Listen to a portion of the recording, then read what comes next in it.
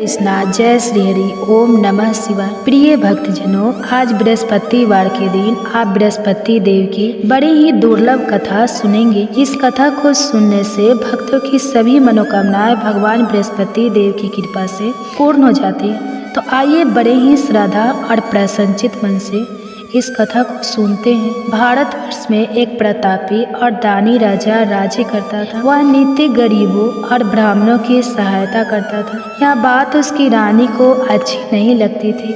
वह ना ही गरीबों को दान देती, ना ही भगवान का पूजन करती थी और राजा को भी दान देने से मना किया करती थी। एक दिन राजा शिकार खेलने वन को गए हुए थे तो रानी महल में अकेली थी। उसी समय एक दिन राजा शिकार खेलने वन को गए हुए थे तो रानी महल में अकेली थी। उसी समय बृहस्पति देव साधु वेश राजा के महल में भिक्षा लेने के लिए गए और भिक्षा मांगी तो रानी ने भिक्षा देने से इनकार कर दिया और कहा, हे साधु महाराज, मैं तो दान पुण्य से तंग आ गई हूँ। मेरा पति सारा धन लुटाते रहते हैं। मेरी इच्छा है कि हमारा धन नष्ट हो जाए, फिर ना रहेगा बांस, ना बाजेगी बंसुरी। साधु ने कहा, देवी तुम तो बड़ी विचित्र हो। धन और संतान तो सभी चाहते हैं, पुत्र और लक्ष्मी तो पापी के घर भी होने चाहिए। यदि तुम्हारे पास अधिक धन है तो भूखों को भोजन दो, प्यासों के लिए प्याऊ बनवाओ, मुसाफिरों के लिए धर्मशालाएं खुलवाओ। जो निर्धन अपनी कुंवारी कन्याओं का विवाह नहीं कर सकते, उनका विवाह करा दो। ऐसे और कई काम है जिनके करने से तुम्हारा यश लोक और परलोक में फैलेगा। परंतु रानी पर उपदेश का कोई प्रभाव नहीं पड़ा। वो बोली, महाराज आप मुझे कुछ ना समझाए। मैं ऐसा धन नहीं चाहती जो हर जगह बांटती फिरूं। साधु ने उत्तर दिया, यदि तुम्हारी ऐसी इच्छा है तो तथास्तु। तुम ऐसा करना कि बृहस्पतिवार को घर लीपकर पीली मिट्टी से अपना सिर धोकर स्नान करना, भट्टी चढ़ाकर कपड़े धोना। ऐसा करने से आपका सारा धन नष्ट हो जाएगा। इतना कहकर वह साधु महाराज वहाँ से आलोक हो गए और साधु के अनुसार कई बातों को पूरा करते हुए रानी को केवल 3 बृहस्पतिवार ही बीते थे कि उसकी समस्त धन संपत्ति नष्ट हो गई। भोजन के लिए राजा का परिवार तरसने लगा। तब एक दिन राजा ने रानी से बोला कि हे रानी, तुम यहीं रहो, मैं दूसरे देश को जाता हूँ, क्योंकि यहाँ पर सभी लोग मुझे जानते हैं, इसलिए मैं कोई छोटा कार्य नहीं कर सकता। ऐसा कहकर राजा परदेश चला गया। वहाँ वह जंगल से लकड़ी काट कर लाता और शहर में बेचता था। इस तरह वह अपना जीवन व्यतीत करने लगा। इधर राजा के परदेश जाते ही रानी और दासी दुखी रहने लगे। एक बार जब रानी और दासी को 7 दिन तक बिना भोजन के रहना पड़ा तो रानी ने अपनी दासी से कहा, हे दासी, पासी के नगर में मेरी बहन रहती है, वह बड़ी धनवान है, तो उसके पास जा और कुछ ले कर आ, ताकि थोड़ा बहुत गुजार बसर हो सके। रानी दासी की बहन के पास गई। उस दिन गुरुवार था और रानी की बहन उस समय बृहस्पति व्रत की कथा सुन रही थी। दासी ने रानी की बहन को अपनी रानी का संदेश दिया, लेकिन रानी की बड़ी बहन ने कोई उत्तर नहीं दिया। जब दासी को रानी की बहन से कोई उत्तर नहीं मिला तो वह बहुत दुखी हुई और उसे क्रोध भी आया। दासी ने वापस आकर रानी को सारी बात बता दी। सुनकर रानी ने अपने भाग्य को कोसा। उधर रानी की बहन ने सोचा कि मेरी बहन की दासी आई थी, परंतु मैं उससे नहीं बोली, इससे वह बहुत दुखी हुई होगी। कथा सुनकर और पूजन समाप्त करके वह अपनी बहन के घर आई और कहने लगी, हे बहन, मैं बृहस्पतिवार का व्रत कर रही थी, तुम्हारी दासी मेरे घर आई थी, परंतु जब तक कथा होती है तब तक ना तो उठते हैं और ना ही बोलते हैं, इसलिए मैं नहीं बोली। कहो दासी क्यों गई थी? रानी बोली, बहन तुमसे क्या छुपाओ, हमारे घर में खाने तक को अनाज नहीं था। ऐसा कहते कहते रानी की आंखें भर आई। उसने दासी समेत पिछले 7 दिनों से भूखे रहने तक की बात अपनी बहन को विस्तार पूर्वक सुना दी। रानी की बहन बोली, देखो बहन, भगवान बृहस्पति सबकी मनोकामना को पूर्ण करते हैं। देखो शायद तुम्हारे घर में अनाज रखा हो। पहले तो रानी को विश्वास नहीं हुआ, पर बहन के आग्रह करने पर उसने अपनी दासी को अंदर भेजा तो उसे सचमुच अनाज से भरा एक घड़ा मिल गया। यह देखकर दासी को बड़ी हैरानी हुई। दासी रानी से कहने लगी, हे रानी, जब हमको भोजन नहीं मिलता तो हम व्रत ही तो करते हैं, इसलिए क्यों ना इनसे व्रत और कथा की विधि पूछ ली जाए ताकि हम भी व्रत कर सके। तब रानी ने अपनी बहन से बृहस्पति व्रत के बारे में पूछा। उसकी बहन ने बताया, बृहस्पतिवार के व्रत में चने की दाल और मुनक्का से विष्णु भगवान का केले की जड़ में पूजन करें तथा दीपक जलाए, व्रत कथा सुने और पीला भोजन ही करें। इससे बृहस्पति देव प्रसन्न होते हैं। और व्रत और पूजन विधि बताकर रानी की बहन अपने घर को लौट गई। 7 दिन के बाद जब गुरुवार आया तो रानी और दासी ने व्रत रखा। घुड़साल में जाकर चना और गुड़ लेकर आए, फिर उससे केले की जड़ तथा विष्णु भगवान का पूजन किया। अब पीला भोजन कहाँ से आए, इस बात को लेकर दोनों बहुत दुखी थी, क्योंकि उन्होंने व्रत रखा था, इसलिए बृहस्पति देव उनसे प्रसन्न थे। इसलिए वे एक साधारण व्यक्ति का रूप धारण करके 2 थालों में सुंदर पीला भोजन दासी को दे गए। भोजन पाकर दासी बहुत प्रसन्न हुई और फिर रानी के साथ मिलकर भोजन ग्रहण किया। उसके बाद वे सभी गुरुवार को व्रत और पूजन करने लगे। बृहस्पति भगवान की कृपा से उनके पास फिर से धन संपत्ति आ गई, परंतु रानी फिर से पहले की तरह आलस्य करने लगी। तब दासी बोली, देखो रानी, तुम पहले भी इस प्रकार आलस्य करती थी। तुम्हें धन रखने में कष्ट होता था, इस कारण सभी धन नष्ट हो गया, और अब जब भगवान बृहस्पति की कृपा से धन मिला है तो तुम्हें फिर से आलस्य होता है।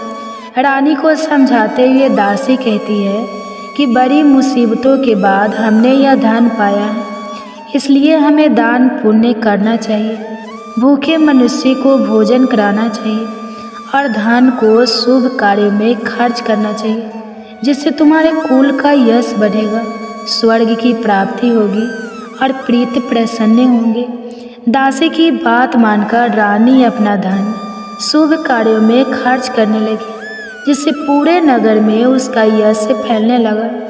उधर एक दिन राजा दुखी होकर जंगल में एक पेड़ के नीचे आसन जमाकर बैठ गया।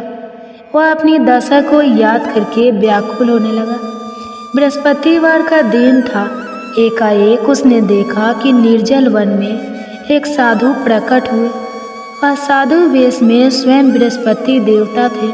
लकड़हारे के सामने आकर बोले, हे लकड़हारे, इस सुनसान जंगल में तू इतना चिंता मग्न क्यों बैठा है? लकड़हारे ने दोनों हाथ जोड़कर प्रणाम किया और उत्तर दिया, महात्मा जी, आप सब कुछ जानते हैं, मैं क्या कहूँ? यह कहकर रोने लगा और साधु को अपनी आत्मकथा सुनाई। महात्मा जी ने कहा, तुम्हारी स्त्री ने बृहस्पतिवार के दिन बृहस्पति भगवान का निरादर किया है, जिसके कारण रुष्ट होकर उन्होंने तुम्हारी यह दशा कर दी।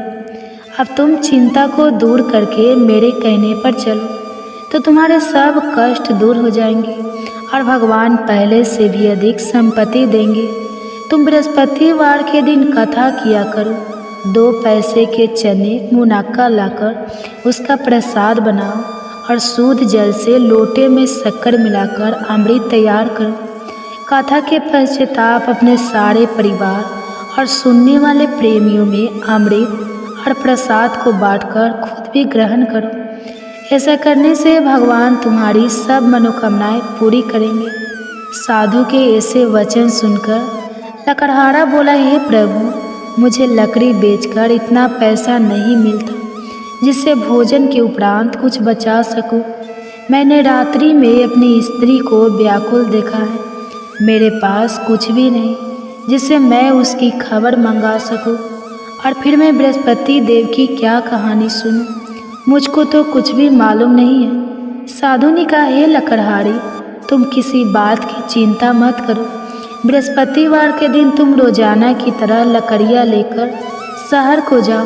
तुमको रोज से दुगुना धन प्राप्त, जिससे तुम भली भांति भोजन कर लोगे और बृहस्पति देव की पूजा का सामान भी आ जाएगा।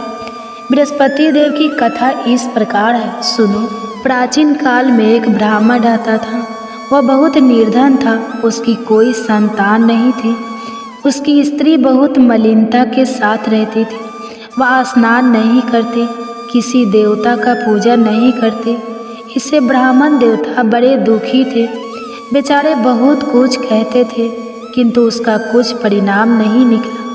भगवान की कृपा से ब्राह्मण की स्त्री के कन्या रूपी रत्न पैदा हुआ। कन्या बड़ी होने पर प्रातः स्नान करके विष्णु भगवान का जाप और बृहस्पतिवार का व्रत करने लगी। अपने पूजन पाठ को समाप्त करके विद्यालय जाती तो अपनी मुट्ठी में जौ भर के ले जाती और पाठशाला के मार्ग में डालती जाती। जब ये 100 स्वर्ण के हो जाते तो लौटते समय उनको बीन कर घर ले आती। एक दिन वह बालिका सूप में उस सोने की जौ को फटक कर साफ कर रही थी कि उसके पिता ने देख लिया और कहा, हे बेटी, सोने की जौ के लिए सोने का सूप होना चाहिए। दूसरे दिन बृहस्पतिवार था। इस कन्या ने व्रत रखा और बृहस्पति देव से प्रार्थना करके कहा, मैंने आपकी पूजा सच्चे मन से की है, तो मेरे लिए सोने का सूप दे दो। बृहस्पति देव ने उसकी प्रार्थना स्वीकार कर ली। रोजाना की तरह वह कन्या जौ फैलाती हुई जाने लगी। जब लौटकर जौ बीन रही थी तो बृहस्पति देव की कृपा से सोने का सूप मिला। उसे वह घर ले आई और उसमें जौ साफ करने लगी, परंतु उसकी माँ का वही ढंग रहा। एक दिन की बात है कि वह कन्या सोने के सूप में जौ साफ कर रही थी। उस समय उस शहर का राजपूत वहाँ से होकर निकला। इस कन्या के रूप और कार्य को देखकर मोहित हो गया और अपने घर आकर भोजन और जल त्याग कर उदास होकर लेट गया। राजा को इस बात का पता लगा तो अपने प्रधानमंत्री के साथ उसके पास गए और बोले, हे बेटा, तुम्हें किस बात का कष्ट है? किसी ने तुम्हारा अपमान किया है अथवा और कोई कारण हो सके तो कहो, मैं वही कार्य करूँगा जिससे तुम्हें प्रसन्नता हो। अपने पिता की राजकुमार ने बातें सुनी तो वह बोला, मुझे आपकी कृपा से किसी बात का दुख नहीं है। किसी ने मेरा अपमान नहीं किया है, परंतु मैं उस लड़की से विवाह करना चाहता हूँ जो सोने के सूप में जौ साफ कर रही थी। यह सुनकर राजा आश्चर्य में पड़ गया और बोला, हे बेटा, इस तरह की कन्या का पता तुम ही लगाओ, मैं उसके साथ तेरा विवाह अवश्य ही करवा दूंगा। राजकुमारी ने उस लड़की के घर का पता बताया। तब मंत्री उस लड़की के घर गए और ब्राह्मण देवता को सभी हाल बताया। ब्राह्मण देवता राजकुमार के साथ अपनी कन्या के विवाह करने के लिए तैयार हो गए तथा विधि विधान के अनुसार ब्राह्मण की कन्या का विवाह राजकुमार के साथ हो गया। कन्या के घर से जाते ही पहले की भांति उस ब्राह्मण देवता के घर में गरीबी का निवास हो गया। अब भोजन के लिए भी अन्न बड़ी मुश्किल से मिलता था। एक दिन दुखी होकर ब्राह्मण देवता अपनी पुत्री के पास गए। बेटी ने पिता की दुखी अवस्था को देखा और अपनी माँ का हाल पूछा। तब ब्राह्मण ने भी सभी हाल कहा। कन्या ने बहुत सा धन देकर अपने पिता को विदा कर दिया। इस तरह ब्राह्मण का कुछ समय सुखपूर्वक व्यतीत हुआ। कुछ दिन के बाद फिर वही हाल हो गया। ब्राह्मण फिर अपनी कन्या के यहाँ गया और सारा हाल कहा तो लड़की बोली, हे पिताजी, आप माता जी को यहाँ ले आओ, मैं उन्हें विधि बता दूंगी जिससे उनकी गरीबी दूर हो जाए। वह ब्राह्मण देवता अपनी स्त्री को साथ लेकर पहुँचे तो अपनी माँ को समझाने लगी कि हे माँ, तुम प्रातःकाल प्रथम स्नान आदि करके विष्णु भगवान का पूजन करो तो सब दरिद्रता दूर हो जाएगी। परंतु उसकी माँ ने एक भी बात नहीं मानी और प्रातःकाल उठकर अपनी पुत्री के बच्चों की जूठन को खा लिया। इससे उसकी पुत्री को भी बहुत गुस्सा आया। उसने एक रात को एक कोठरी में से सारा सामान निकाल दिया और अपनी माँ को उसमें बंद कर दिया। प्रातः उसमें से उसे निकाला तो स्नान आदि करा के पूजा पाठ करवाया तो उसकी माँ की बुद्धि ठीक हो गई। इसके बाद वह नियम से पूजा पाठ करती और प्रत्येक बृहस्पतिवार को व्रत रखने लगी। इस व्रत के प्रभाव से उसके माता और पिता बहुत ही धनवान और पुत्रवान हो गए और बृहस्पति देवता के प्रभाव से इस लोक के सुख को भोगकर अंत में स्वर्ग को प्राप्त। इस तरह कहानी कहकर साधु देवता वहाँ से अंतर्ध्यान हो गए। धीरे धीरे समय व्यतीत होने पर फिर वही बृहस्पतिवार का दिन आया। लकड़हारा जंगल से लकड़ी काटकर किसी शहर में बेचने गया। उसे उस दिन और दिन से अधिक पैसा मिला। राजा ने चना गुड़ आदि लाकर गुरुवार का व्रत किया। उस दिन से उसके सभी क्लेश दूर हो गए। परंतु जब दोबारा गुरुवार का दिन आया तो बृहस्पतिवार का व्रत करना भूल गया। इस कारण बृहस्पति भगवान नाराज हो गए। उस दिन उस नगर के राजा ने विशाल यज्ञ का आयोजन किया था तथा शहर में यह घोषणा करा दी कि कोई भी मनुष्य अपने घर में भोजन ना बनवाए, न आग जलाए। समस्त जनता मेरे यहाँ भोजन करने आए। इस आज्ञा को जो ना मानेगा उसे फांसी की सजा दी जाएगी। इस तरह की घोषणा संपूर्ण नगर में करवा देगी। राजा की आज्ञा के अनुसार शहर के सभी लोग भोजन करने गए, लेकिन लकड़हारा कुछ देर से पहुंचा, इसलिए राजा उसको अपने साथ घर ले गए और ले जाकर भोजन करा रहे थे तो रानी की दृष्टि उस खूंटी पर पड़ी जिस पर उसका हार लटका हुआ था। वह वहाँ पर दिखाई नहीं दिया। रानी ने निश्चय किया कि मेरा हार इस मनुष्य ने चुरा लिया है। उसी समय सिपाहियों को बुलाकर उसको कारागार में डलवा दिया। जब लकड़हारा कारागार में पड़ गया और बहुत दुखी होकर विचार करने लगा कि ना जाने कौन से पूर्व जन्म के कर्म से मुझे यह दुख प्राप्त हुआ है, और उसी साधु को याद करने लगा जो कि जंगल में मिला था।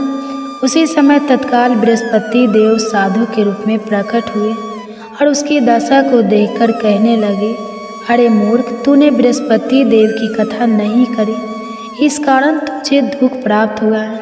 अब चिंता मत कर। बृहस्पतिवार के दिन कारागार के दरवाजे पर 4 पैसे पड़े मिलेंगे।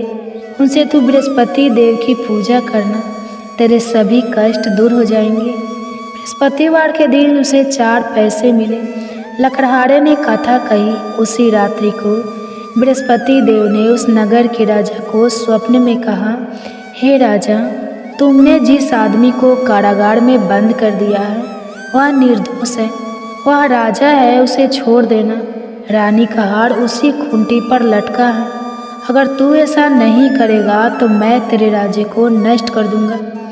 इस तरह रात्रि के स्वप्न को देखकर राजा प्रातः काल उठा और खूंटी पर हार देकर लकड़हारे को बुलाकर क्षमा मांगी और लकड़हारे को योग्य सुंदर वस्त्र आभूषण देकर विदा कर दिया। बृहस्पति देव की आज्ञा के अनुसार लकड़हारा अपने नगर को चल दिया। राजा जब अपने नगर के निकट पहुंचा तो उसे बड़ा आश्चर्य हुआ। नगर में पहले से अधिक बाग, तालाब, कुएं तथा बहुत सी धर्मशाला, मंदिर आदि बनाई गई। राजा ने पूछा, यह किसका बाग और धर्मशाला है? तब नगर के सब लोग कहने लगे, यह सब रानी और बंदी के हैं। तो राजा को आश्चर्य हुआ और गुस्सा भी आया। जब रानी ने यह खबर सुनी कि राजा आ रहे हैं तो उन्होंने दासी से कहा, हे दासी, देख राजा हमको कितनी बुरी हालत में छोड़ गए थे। हमारी ऐसी हालत देखकर वो लौट ना जाए, इसलिए तू दरवाजे पर खड़ी हो जा।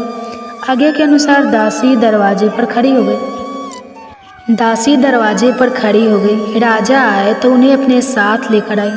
तब राजा ने क्रोध करके अपनी रानी से पूछा कि यह धन तुम्हें कैसे प्राप्त हुआ है? तब उन्होंने कहा, हमें यह सब धन बृहस्पति देव के इस व्रत के प्रभाव से प्राप्त हुआ है। राजा ने निश्चय किया कि 7 रोज बाद तो सभी बृहस्पति देव का पूजन करते हैं, परंतु मैं प्रतिदिन 3 बार कहानी और रोज व्रत किया करूँगा। अब हर समय राजा के दुपट्टे में चने की दाल बंधी रहती और दिन में 3 बार कहानी कहते। एक रोज राजा ने विचार किया कि चलो अपनी बहन के यहाँ हो आवे। इस तरह निश्चय करके राजा घोड़े पर सवार होकर अपनी बहन के यहाँ को चलने लगा। मार्ग में उसने देखा कि कुछ आदमी एक मुर्दे को लिए जा रहे हैं। उन्हें रोककर राजा कहने लगा, अरे भाइयों, मेरी बृहस्पति देव की कथा सुन लो। वे बोले, लो, हमारा तो आदमी मर गया है, इसको अपनी कथा की पड़ी है। परंतु कुछ आदमी बोले, अच्छा कहो, हम तुम्हारी कथा भी सुनेंगे। राजा ने दाल निकाली और जब कथा आधी हुई थी कि मुर्दा हिलने लगा, और जब कथा समाप्त हो गई तो राम राम करके मनुष्य उठकर खड़ा हो गया। आगे मार्ग में उसे किसान खेत में हल चलाता मिला तो राजा ने उसे देखकर बोला, अरे भैया, तुम मेरी बृहस्पतिवार की कथा सुन लो। किसान बोला, जब तक मैं तेरी कथा सुनूंगा तब तक 4 हरैया जोत लूँगा, जा अपनी कथा किसी और को सुनाना। इस तरह राजा आगे चलने लगा। राजा के हटते ही बैल पछाड़ खाकर गिर गए और किसान के पेट में बड़ी जोर का दर्द होने लगा। उस समय उसकी माँ रोटी लेकर आई और उसने जब यह देखा तो अपने पुत्र से सब हाल पूछा और बेटे ने सभी हाल कह दिया। तो बुढ़िया दौड़ी दौड़ी उस घुड़सवार के पास गई और उसे बोली कि मैं तेरी कथा सुनूंगी, तू अपनी कथा मेरे खेत पर चलकर ही कहना। राजा ने बुढ़िया के खेत पर जाकर कथा कही, जिसके सुनते ही वह बैल उठकर खड़े हुए तथा किसान के पेट का दर्द भी बंद हो गया। राजा अपनी बहन के घर पहुंचा। बहन ने भाई की खूब मेहमानी की। दूसरे रोज प्रातःकाल राजा जगा तो वह देखने लगा कि सब लोग भोजन कर रहे हैं। राजा ने अपनी बहन से कहा, ऐसा कोई मनुष्य है जिसने भोजन नहीं किया हो, मेरे बृहस्पतिवार की कथा सुन ले। बहन बोली, हे भैया, यह देश ऐसा है कि पहले यहाँ लोग भोजन करते हैं, बाद में अन्य काम करते हैं। अगर कोई पड़ोस में हो तो देख। वह ऐसा कहकर देखने चली गई, परंतु उसे कोई ऐसा व्यक्ति नहीं मिला जिसने भोजन ना किया हो। अतः वह एक कुम्हार के घर गए जिसका लड़का बीमार था। उसे मालूम हुआ कि उनके यहाँ 3 रोज से किसी ने भोजन नहीं किया है। रानी ने अपने भाई की कथा सुनने के लिए कुम्हार से कहा। वह तैयार हो गया। राजा ने जाकर बृहस्पतिवार की कथा कही, जिसको सुनकर उसका लड़का ठीक हो गया। अब तो राजा की प्रशंसा होने लगी। एक रोज राजा ने अपनी बहन से कहा कि हे बहन, हम अपने घर को जाएंगे, तुम भी तैयार हो जाओ। राजा की बहन ने अपनी सास से कहा तो सास ने कहा, हाँ चली जा, परंतु अपने लड़के को मत ले जाना, क्योंकि तेरे भाई की कोई औलाद नहीं है। बहन ने अपने भैया से कहा, हे भैया, मैं तो चलूँगी पर कोई बालक नहीं चलेगा। तो राजा बोला, जब कोई बालक नहीं चलेगा तब तुम ही क्या करोगे। बड़े दुखी मन से राजा अपने नगर को लौट आया। राजा ने अपनी दासी से कहा, हम निर्वंशी हैं, हमारा मुंह देखने का धर्म नहीं है और कुछ भोजन आदि नहीं किया है। रानी बोली, हे प्रभु, बृहस्पति देव ने हमें सब कुछ दिया है, वह हमें औलाद अवश्य देंगे। उसी रात को बृहस्पति देव ने राजा से स्वप्न में कहा, हे राजा, उठो, सभी सोच त्याग दो, तेरी रानी गर्भ से है। राजा को यह बात सुनकर बड़ी खुशी हुई। 9वें महीने में उसके गर्भ से एक सुंदर पुत्र पैदा हुआ। तब राजा बोला, हे रानी, स्त्री बिना भोजन के रह सकती है, पर बिना कहे नहीं रह सकती। जब मेरी बहन आएगी तो मुझसे कुछ मत कहना। रानी ने सुनकर हाँ कर दिया। जब रानी की बहन ने यह शुभ समाचार सुना तो वह बहुत खुश हुई और बधाई लेकर अपने भाई के यहाँ आई। तभी रानी ने कहा, घोड़ा चढ़कर तो नहीं आई है, गधा चढ़कर आई है। राजा की बहन बोली, भाभी, मैं इस प्रकार ना कहती तो तुम्हें औलाद कैसे मिलती। बृहस्पति देव ऐसे ही हैं, जैसी जिसके मन में कामनाएं हैं सभी को पूर्ण करते हैं। जो सद्भावना पूर्वक बृहस्पतिवार का व्रत करता है एवं कथा पढ़ता है अथवा सुनता है, दूसरे को सुनाता है, बृहस्पति देव उनकी सभी मनोकामनाएं पूर्ण करते हैं। बृहस्पति देव उनकी सदैव रक्षा करते हैं। जो संसार में सद्भावना और सच्चे हृदय से बृहस्पति देव का पूजन करते हैं, उनकी सभी मनोकामनाएं उसी प्रकार पूर्ण होती हैं। जैसे राजा और रानी ने बृहस्पति देव की कथा का गुणगान किया, उनकी सभी इच्छाएं बृहस्पति देव ने पूर्ण की। मनुष्य को हृदय से उनका मनन करते हुए जयकारा करना चाहिए। तो प्रेम से बोलिए बृहस्पति देव की जय, विष्णु भगवान की जय, समस्त देवी देवताओं की जय। अब आप भगवान बृहस्पति देव की आरती श्रवण कीजिए। ओम जय बृहस्पति देवा, जय बृहस्पति देवा, छीने भीने भोग लगाऊ फल मेवा। ओम जय बृहस्पति देवा, तुम्ही पूर्ण परमात्मा, तुम्ही अंतर्यामी, जगत पिता जगदीश्वर, तुम सबके स्वामी। ओम जय बृहस्पति देवा, चरणामृते निज निर्मल, सभी पातक हरता, सकल मनोरथ दायक, कृपे करो भरता। ओम जय बृहस्पति देवा, तन मन धन अर्पण कर, जो जन शरण पड़े, प्रभु प्रकट तब होकर, आकर द्वार खड़े। ओम जय बृहस्पति देवा, दीन दयाल दयानिधि, भक्तन हितकारी, पापे दोषी सबे हरता, भवे बंधन हारी। ओम जय बृहस्पति देवा, संकल मनोरथ दायक, सब शयन तारी, विषय विकार मिटाओ, संतन सुखकारी। ओम जय बृहस्पति देवा, जो कोई बृहस्पति जी की करे आरती, धन जन सुख सब पालेता। ओम जय बृहस्पति देवा, जय बृहस्पति देवा। तो प्रेम से बोलिए बृहस्पति देव महाराज की जय।